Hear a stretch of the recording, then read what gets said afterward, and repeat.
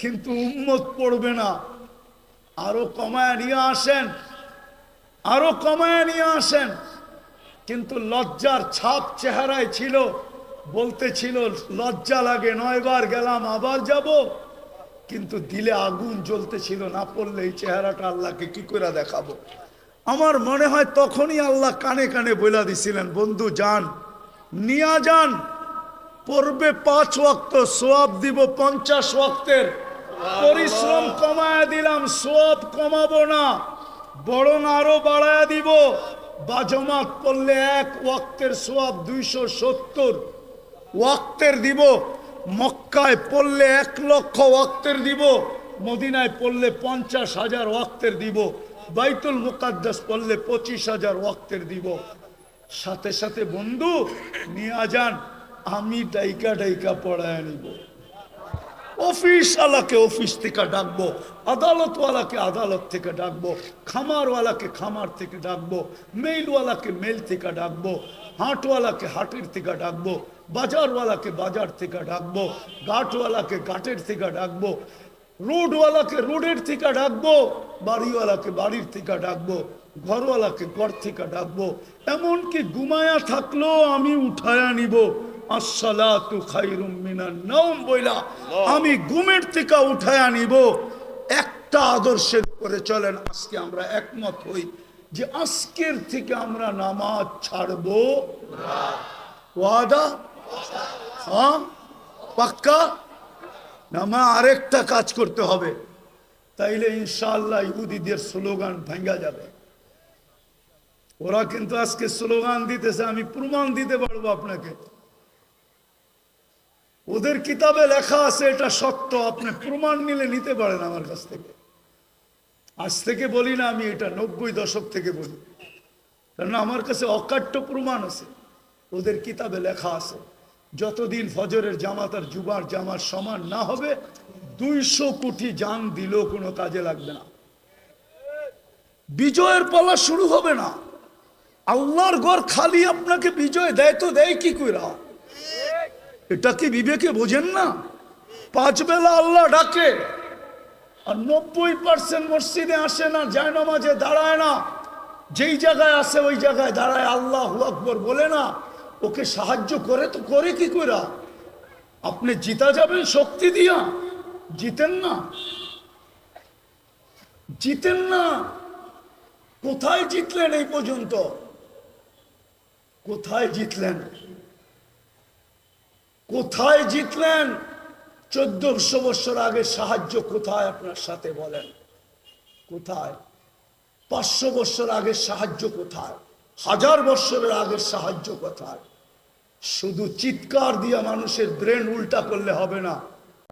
وعدد ما ظلم عليه الليل واشرق عليه النهار ولا تواري منه سماء سماء ولا أرض أرضا ولا بحر ما في قاري ولا جبل ما في واري والصلاة والسلام على حبيبنا وحبيب ربنا مصطفى مجتبى محمد رسول الله الذي أعطاه خلق آدم معرفة شيش شجاعة نوح خلة إبراهيم لسان إسماعيل رضا إسحاق فصاحة صالح حكمة لوط بشرى يعقوب جمال يوسف صبر أيوب طاعة يونس جهاد يوشع صوت داود حب دانيال وقار إلياس زهد عيسى قوة موسى هيبة سليمان وعلم الخضر صلى الله عليه وعلى آله وأصحابه وأتباعه ونائبه صلاة وسلاما كثيرا كثيرا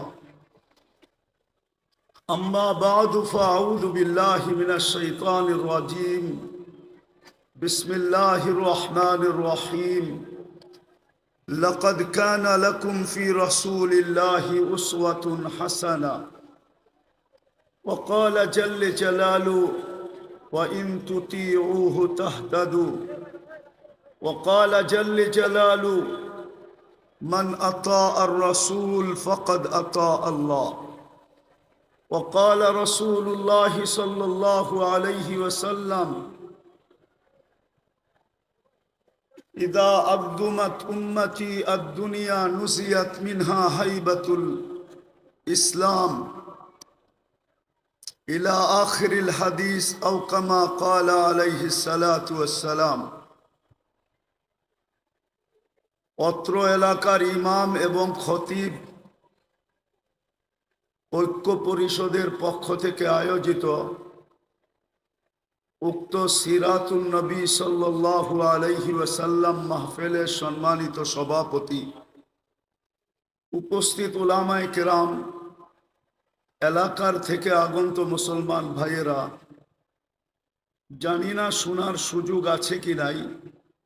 যদি শোনার সুযোগ থাকে তো পর্দার অন্তরালে মা ও বোনেরা, কোরআন হাদিস থেকে যতটুকুই তেলাওয়াত করলাম আশা রাখি একই সামনে রেখে কিছু কথা রাখবো।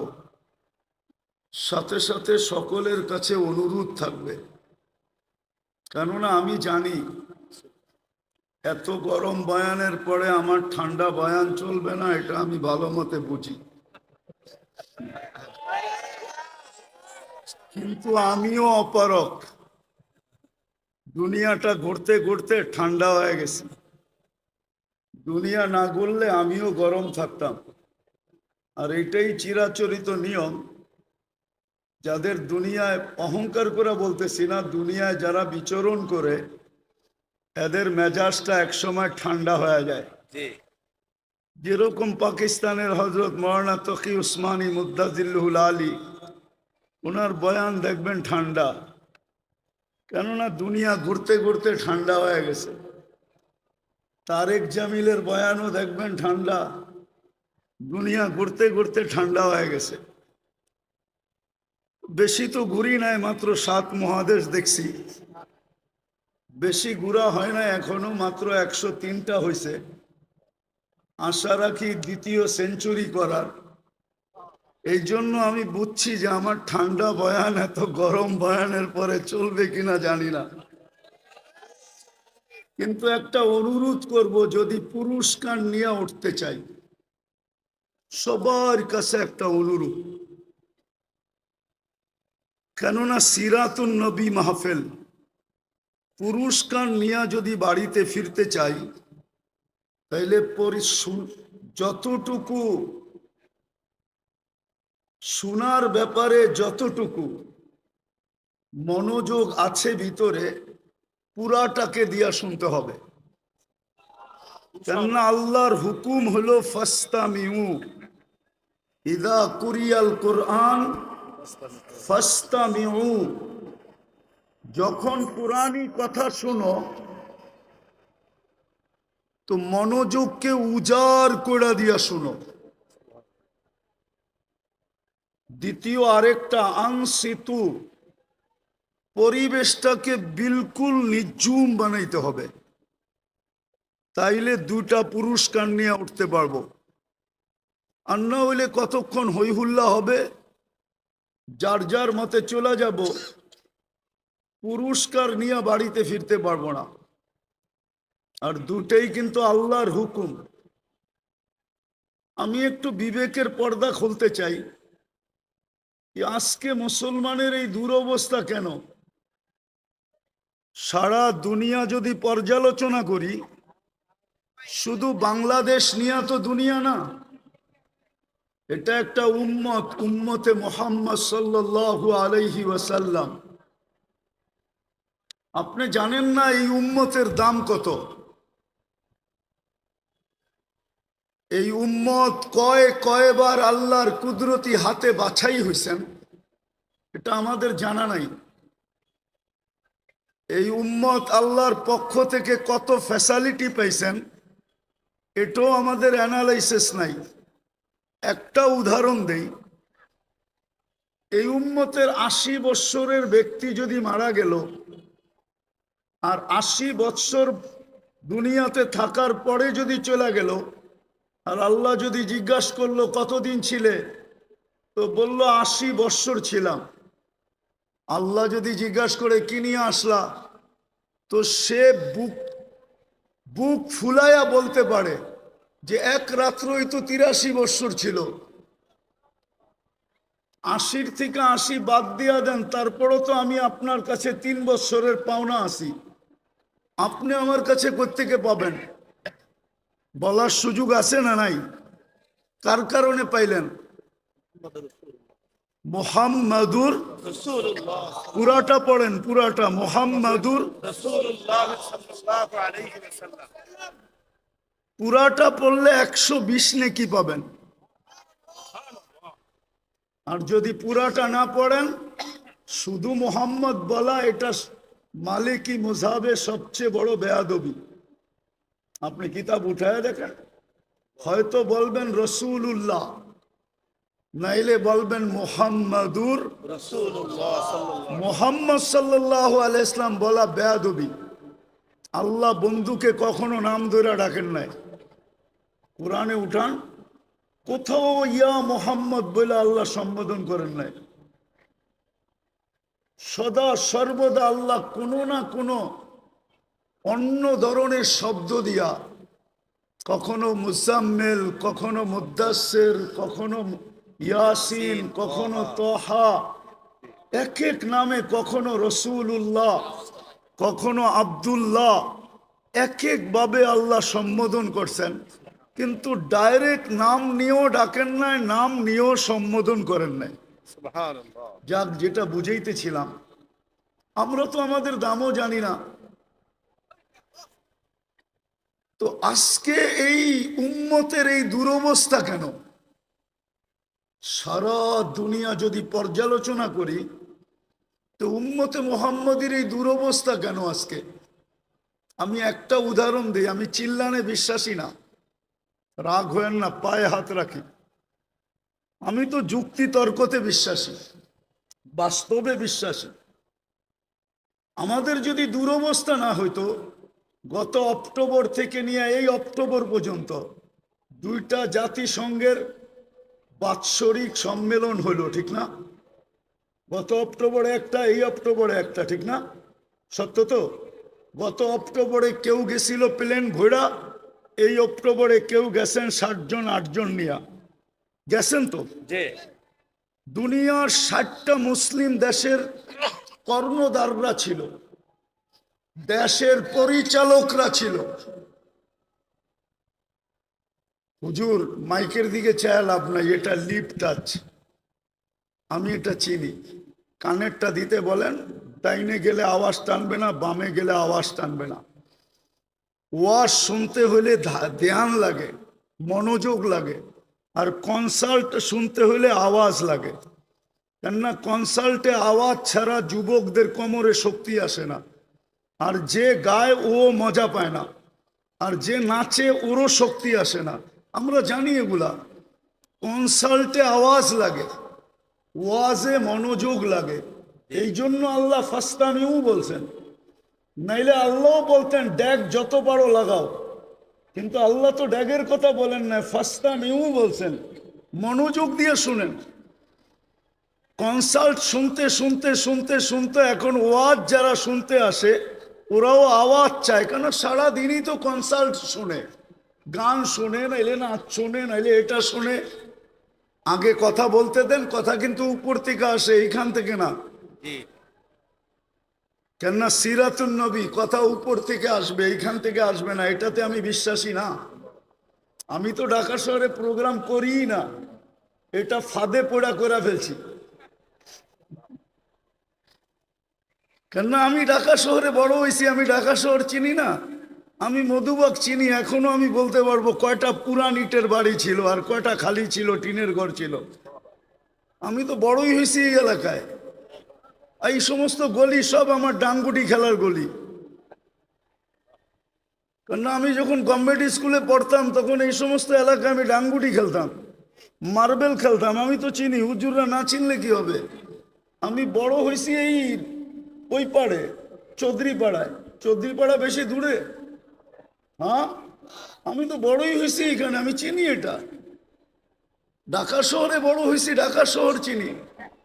তো যেটা বলতেছিলাম যে দুটা সম্মেলন হলো, ধ্যান দিয়া বুঝার মতো, কিন্তু আমি সামনে যা বুঝাবো। দুইটা বড় বড় সম্মেলন হলো, বাৎসরিক সম্মেলন। 60টা মুসলিম দেশের কর্ণধাররা ছিল।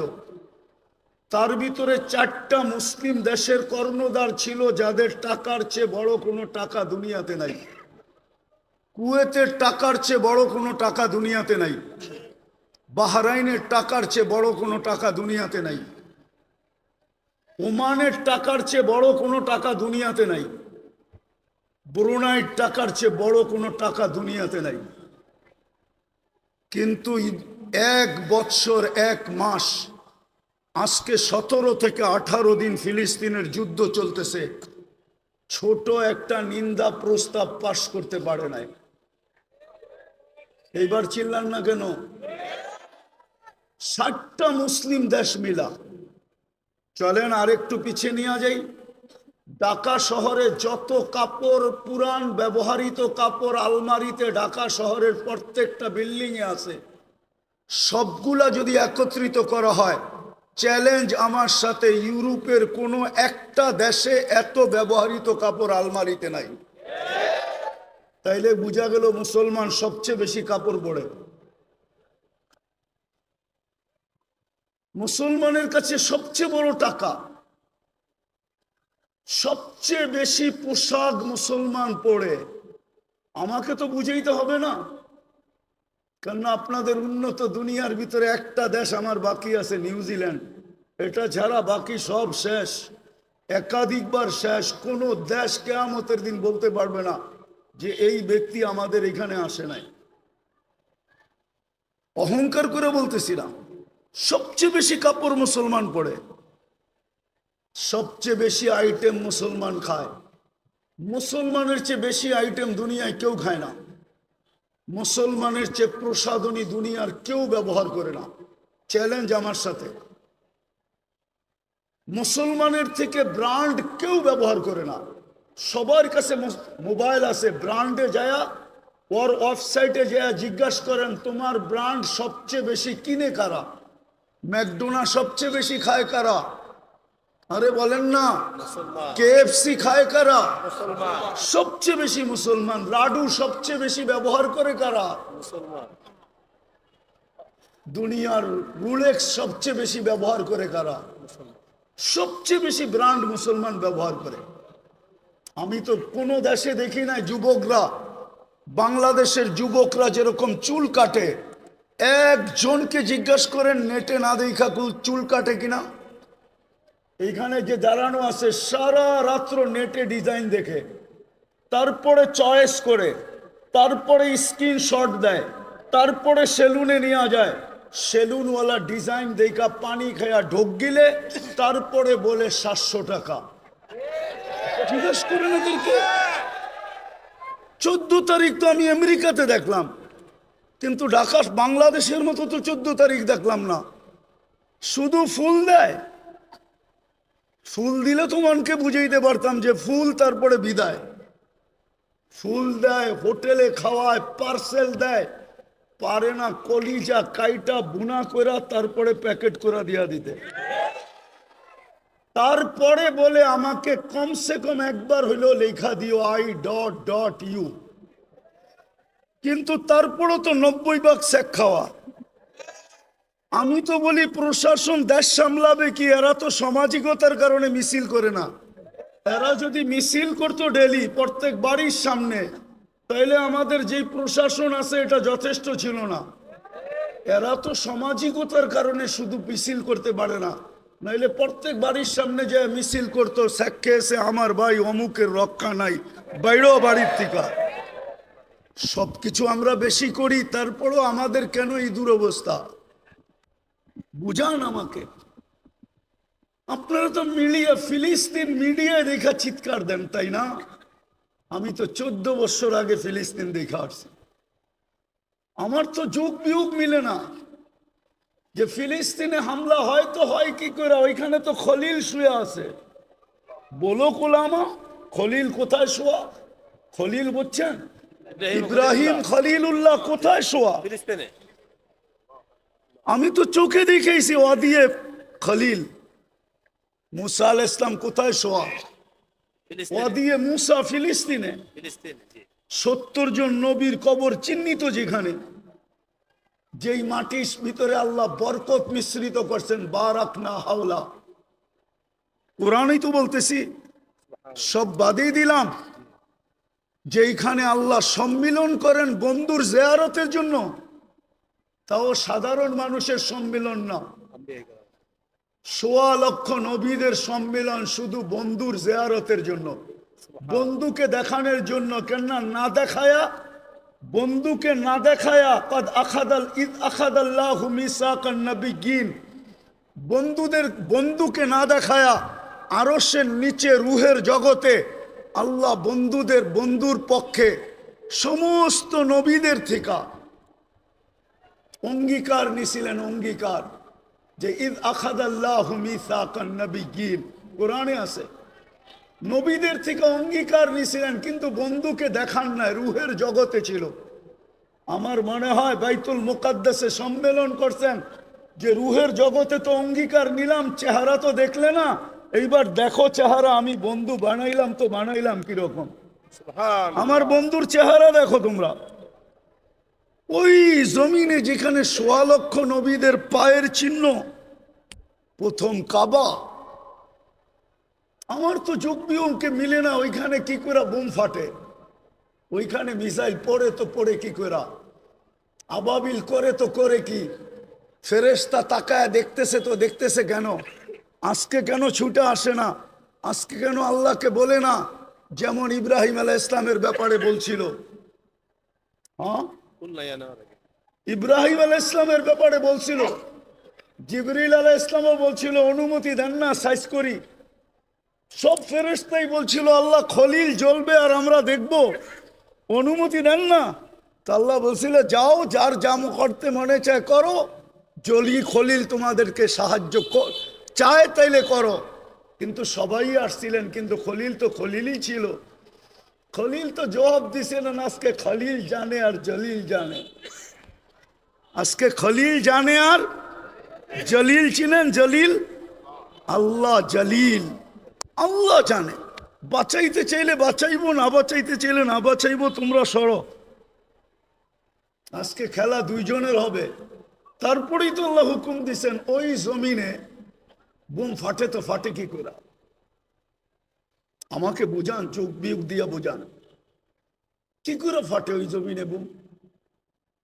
আর আগে টানতে চাইলাম না, কেননা ঢাকা শহর আবাসিক এলাকা, লম্বা দীর্ঘ রাত পর্যন্ত চিল্লা চিল্লি, এটা আমার ঘরের পাশে হলেও আমি পছন্দ করি না।